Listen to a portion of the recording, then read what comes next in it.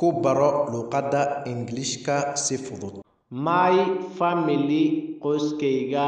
My family qoyskayga. Daughter inanta. Daughter inanta.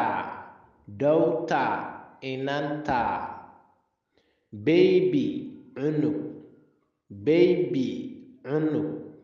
Baby cunug. Auntie eedo. Auntie eedo. Auntie eedo. Uncle adeer. Uncle adeer. Uncle adeer. Niece ina abti. Niece ina abti. Niece ina abti. Nephew ina adeer. Nephew ina adeer.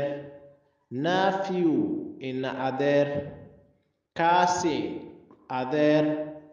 Cousin adeer. Cousin adeer.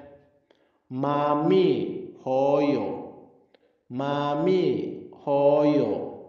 Daddy aabe. Daddy aabe.